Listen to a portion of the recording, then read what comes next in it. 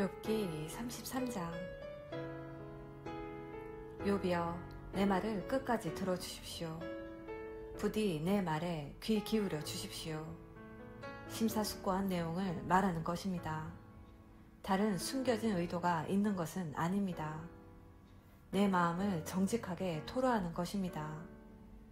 하나님의 영이 지금의 나를 만드셨고 전능하신 하나님의 호흡이 내게 생명을 주셨습니다. 할 수 있겠거든 내가 틀렸음을 입증해 보십시오. 주장을 펼쳐 보십시오. 스스로를 변호해 보십시오. 자, 나는 당신과 다를 바 없는 인간입니다. 우리 둘 다 흙으로 만들어졌습니다. 그러니 이 상황을 같이 풀어나가 봅시다. 내가 드세게 나간다고 기가 죽지 않았으면 합니다. 당신은 이렇게 말했습니다. 내 귀로 똑똑히 들었습니다. 나는 결백하네. 잘못한 게 없어. 믿어주게. 나는 깨끗하네. 양심에 거리낄 게 없어. 그런데 하나님이 자꾸만 나를 괴롭히시고 나를 원수 대하듯 하신다네. 나를 감옥에 쳐 넣으시고 끊임없이 감시하시네. 하지만 분명히 말하겠습니다. 욥이여, 당신은 완전히 잘못 생각하고 있습니다. 하나님은 그 어떤 사람보다도 훨씬 크십니다. 그런데 어찌 감히 그분을 법정으로 불러놓고 당신의 비난에 답하시지 않는다고 불평합니까? 하나님은 어떤 식으로든 항상 응답하십니다. 사람들이 때로 그 사실을 인식하지 못할 뿐이죠. 예를 들어 사람이 골아 떨어지거나 곤히 잠들었을 때 하나님은 꿈이나 밤의 환상을 통해 그의 귀를 여시고 여러 차례의 경고로 경각심을 심어주십니다. 그가 계획하는 나쁜 일이나 무모한 선택에서 돌이켜 때일은 죽음을 당하거나 돌아올 수 없는 강을 건너는 일이 없도록 보호하시려는 것입니다. 그런가 하면 그가 고통을 겪게 하시거나 병상에 드러눕게 하여 관심을 유도하기도 하시는데, 그렇게 되면 그는 음식을 보기만 해도 질색을 하고 입맛을 잃어 평소 즐겨 먹던 요리마저 싫어하게 됩니다. 살이 빠지고 삐쩍 말라 앙상하게 뼈만 남습니다. 죽음의 낭떠러지에 매달려 당장이라도 숨이 끊어질 수 있음을 깨닫게 됩니다.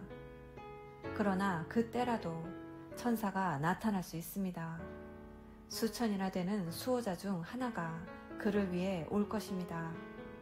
보냄을 받고 찾아온 천사가 자비롭게 개입하여 내가 그의 몸값을 받았다는 말로 사형 선고를 취소시킬 것입니다. 그러면 사람이 무슨 일인지 깨닫기도 전에 자신의 몸이 회복되어 건강을 되찾을 것입니다. 또 사람 자신이 무릎을 꿇고 하나님께 기도할 수도 있습니다. 하나님은 그것을 좋아하십니다. 사람은 하나님의 미소를 보고 그분과의 올바른 관계가 회복되었음을 깨닫습니다. 그리고 기뻐합니다. 그는 만나는 모든 사람 앞에서 하나님을 찬양하고 이렇게 증언할 것입니다. 난 인생을 엉망으로 살았지. 정말이지 무가치한 삶이었어. 하지만 하나님이 개입하셔서 완전히 죽은 목숨이었던 나를 구하셨어. 나 다시 살아났어. 다시 빛을 보게 되다니. 하나님은 이런 식으로 거듭거듭 일하십니다. 확실한 파멸에서 우리 영혼을 끌어내십니다. 그러면 우리는 빛을 보고 빛 안에서 살게 됩니다. 욥이여, 내 말에 귀를 기울이십시오. 아직 끝나지 않았으니 말을 끊지 말고 계속 들으십시오. 그러나 혹시 내가 알아야 할 것이 있다면 말해 주십시오. 나는 당신이 누명을 벗기를 무엇보다 바라니까요. 할 말이 없다면 잠자코 들어주십시오. 내 말을 끊어 혼란스럽게 하지 마십시오. 그럼 이제부터 지혜의 기본을 가르쳐 드리겠습니다. 오늘은 욥기 33장 말씀을 함께 묵상하였습니다. 엘리후는 자기가 하나님의 영감으로 말한다고 다시 한번 밝힙니다.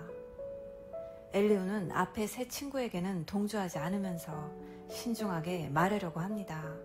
그리고서 엘리후는 욥이 지금까지 한 불평들을 하나씩 다루고 있습니다. 엘리후의 말의 요점은 이것입니다. 하나님께서 가장 잘 아시며 하나님은 사람보다 크시다는 것입니다.